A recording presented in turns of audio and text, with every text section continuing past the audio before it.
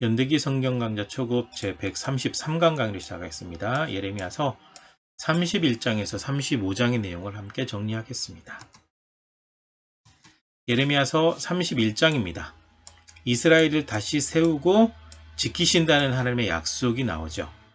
여호와께서 그때가 언제냐? 내가 이스라엘로 안식을 얻게 하러 갈 때라는 거죠.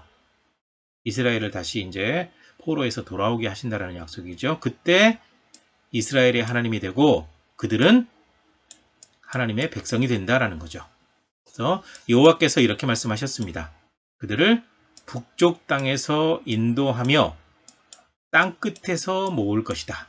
이 북쪽 땅은 바로 이제 바벨론 지역을 얘기하고 있죠. 돌아온다라는 거죠. 큰 무리를 이루어서 이곳으로 돌아올 것이다. 내가 복으로 내 백성을 만족하게 할 것이다. 이 약속이죠. 그 다음에 백성을 이루어하시는 하나님이 나와죠. 대적의 땅에서 돌아오게 될 것을 말씀하시는 겁니다. 반드시 불쌍하게 여기신다. 불쌍히 여기신다. 긍휼히 여기신다. 회복 기회를 주신다라는 말씀이죠.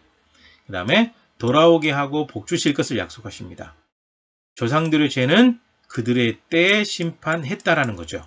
그리고 누구나 자기 죄악으로 말미암아 죽는다라고 얘기하고 있습니다. 말씀하시는 거죠. 그 다음에 새 언약을 세우십니다. 하나님은 그들의 하나님, 그들은 하나님의 백성이 된다. 하나님의 법을 그들 속에 두어서 백성 삼으신다라고 말씀하십니다. 바로 새 언약에 관한 이야기. 예레미야 31장에 새 언약 얘기가 나오죠. 그 다음에 예레미야 32장입니다. 예레미야가 이제 갇히게 된 이유가 있는데요. 바벨론에게 멸망할 것을 예언했다고 시드기야가 가둬버렸습니다. 그리고 이제 하나멜의 밭을 예레미야가 사게 되는데요. 작은 아버지의 아들에게서 예레미야가 밭을 샀다. 이것은 하나의 상징이죠. 땅이 회복된다라는 거죠. 땅이 회복될 기미가 없으면 땅을 산들 무슨 의미가 있겠습니까? 회복될 것의 예시로 하나멜의 밭, 자기 작은아버지의 아들이죠. 여기서 예레미야가 밭을 사게 되는 이야기가 기록되어 있고요. 그 다음에 예레미야의 기도가 등장하고 있습니다. 하나님의 법을 지키지 않아서 갈대아인, 바벨론 사람을 갈대아인이라고 하죠. 에게 망했습니다. 하나님 말씀대로 되었습니다. 라고 기도하죠.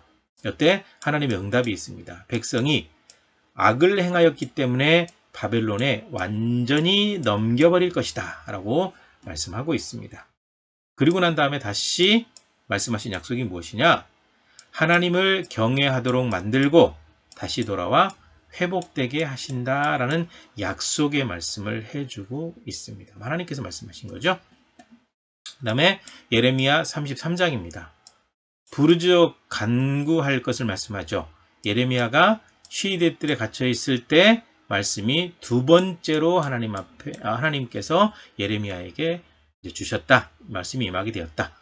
내게 부르짖으라 응답하겠고 크고 은밀한 일을 보여주겠다라고 할 때 이 부르짖으라라는 얘기가 뭐 대성통곡 소리 지르고 이게 아니라 간절한 마음을 기도하라는 말씀으로 해석하는 게 맞을 것 같고요. 이스라엘의 하나님 여호와께서 하신 말씀입니다. 그들의 모든 악행 때문에 이 성을 지켜주지 않는다. 그러나 성읍을 치료하고 고쳐서 평안과 진실을 나타낼 것이다. 유다의 포로, 이스라엘의 포로를 돌아오게 할 것이다.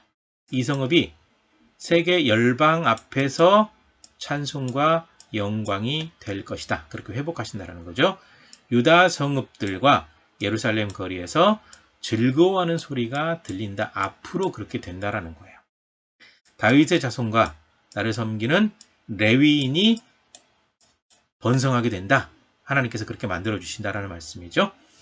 여호와의 말씀이 예레미야에게 임했습니다. 또 말씀해 주셨습니다. 내가 포로된 자를 돌아오게 하고 불쌍히 여길 것이다.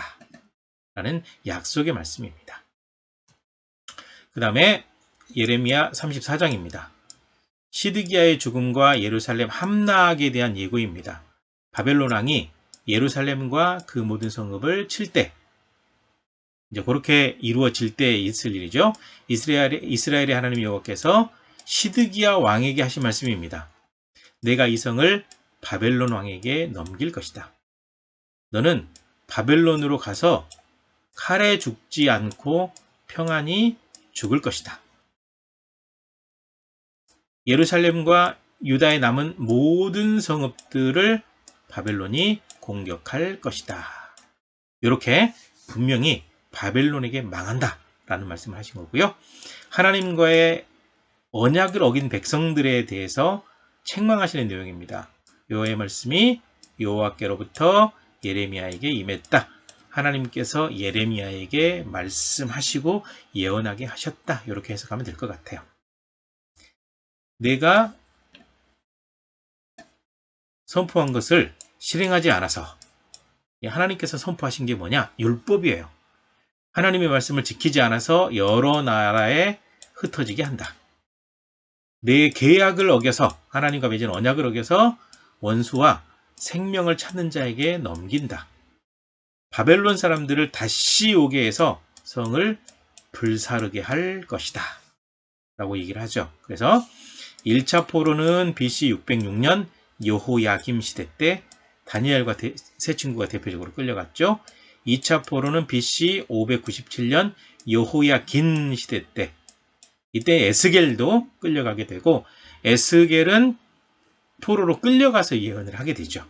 그 다음에 3차 포로는 BC 586년 이제 남유다가 멸망받을 때입니다. 시드기야 시대 때 남유다가 멸망받을 때 포로로 잡혀가게 되죠. 이렇게 돼서 한꺼번에 딱 망한 게 아니라 606년에 포로 BC예요. 기원전 597년에 포로 잡아가고 그 다음에 멸망시키고 잡아가고 이렇게 되는 거죠.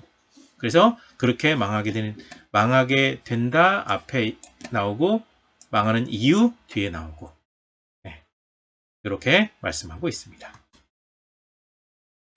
다음 예레미야 35장입니다.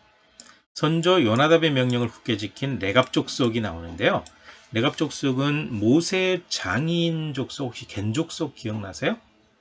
그 겐 족속의 후손이 바로 레갑 족속이거든요. 이방 민족인 거죠. 유다왕 여호야김 때에 말씀이 예레미야에게 임했습니다. 너는 레갑 사람들을 데려다가 포도주를 마시게 해라. 그래서 이제 예레미야가 모든 레갑 사람들을 하나님의 성전으로 모았습니다. 그리고 레갑 사람의 후손들에게 포도주가 가득한 잔을 놓고 마시라고 했죠. 그랬더니 그들이 우리는 포도주를 마시지 않겠습니다 라고 대답을 해요. 그러면서 뭐라고 얘기하냐면 선조 요나답이 영원히 포도주를 마시지 말라라고 명령했습니다. 포도주를 마시지 말 뿐만 아니라 화려한 집도 짓지 말고 계속 그냥 천막에 살아라 라고 얘기를 했어요. 괜히 빌미를 제공해가지고 곤란에 처할 수 있기 때문에 그렇게 해라 라고 명령을 내린 게 있었어요. 그랬더니 그 선조의 말대로 평생 동안 포도주를 마시지 않았다라는 거죠. 그러니까 하나님의 율법을 어긴 유다 백성들하고 조상들의 말을 대대로 지키고 있는 레갑 족속하고 완전히 비교가 된 거죠. 바로 비교하는 내용이 바로 예레미야 35장 앞의 내용이 되겠습니다. 그래서 이제 이 사람들을 예로 들어서 유다 백성들을 책망하는 겁니다. 유다는 살아계신 하나님의 명령을 순종하지 않았다. 그런데 요나답의 자손은 선조의 명령을 그대로 지금도 지키고 있다. 그런데 이 백성은 내 계명에 내 말에 순종하지 않는다. 라고 하시면서 재앙을 내리고 부르짖어도 대답하지 않겠다. 하나님께서 그만큼 화가 나셨다라고 말씀하신 거죠. 그리고 레갑 족속에 대한 축복이 나오죠. 만군의 여호와 이스라엘의 하나님께서 이렇게 말씀하셨습니다. 라는 거죠. 요나답에게서 내 앞에 설 사람이 영원히 끊어지지 않을 것이다. 그 정도로 신실하게 사는 사람들 좀 본받아라. 그래서 대표적으로 레갑 족속을 하나님께서 축복하시는 내용이 이 뒷부분에 기록이 되어 있습니다. 포도주 그냥 한번 가져와 봤어요. 여기까지입니다. 수고하셨습니다.